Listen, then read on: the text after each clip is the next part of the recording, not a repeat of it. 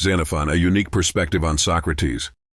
Born in the same decade as Plato, 425 BCE, Xenophon lived in the political deme of Urkia. Though he knew Socrates, he would not have had as much contact with him as Plato did. He was not present in the courtroom on the day of Socrates' trial, but rather heard an account of it later on from Hermogenes, a member of Socrates' circle.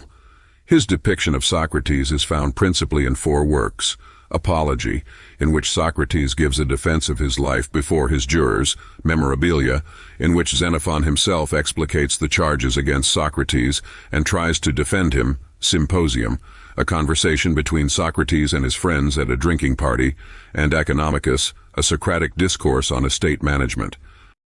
Xenophon's reputation as a source on the life and ideas of Socrates is one on which scholars do not always agree. Largely thought to be a significant source of information about Socrates before the 19th century, for most of the 20th century, Xenophon's ability to depict Socrates as a philosopher was largely called into question. Following Schleiermacher, many argued that Xenophon himself was either a bad philosopher who did not understand Socrates, or not a philosopher at all, more concerned with practical, everyday matters like economics. While Plato will likely always remain the principal source on Socrates and Socratic themes, Xenophon's Socrates is distinct in philosophically interesting ways.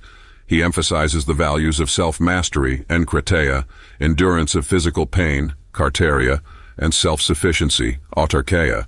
For Xenophon's Socrates, self-mastery or moderation is the foundation of virtue, Memorabilia 1, 5.4. Whereas in Plato's Apology, the oracle tells Xenophon that no one is wiser than Socrates. In Xenophon's Apology, Socrates claims that the oracle told Xenophon that no man was more free than I, more just, and more moderate. Part of Socrates' freedom consists in his freedom from want, precisely because he has mastered himself. As opposed to Plato's Socrates, Xenophon's Socrates is not poor, not because he has much, but because he needs little. One can be rich even with very little on the condition that one has limited his needs, for wealth is just the excess of what one has over what one requires. We also find Xenophon attributing to Socrates a proof of the existence of God.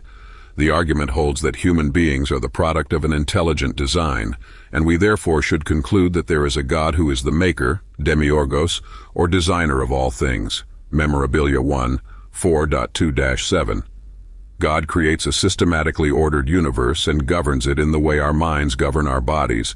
Memorabilia 1, 4.1-19, 3.1-18. While Plato's Timaeus tells the story of a demiurgos creating the world, it is Timaeus, not Socrates, who tells the story.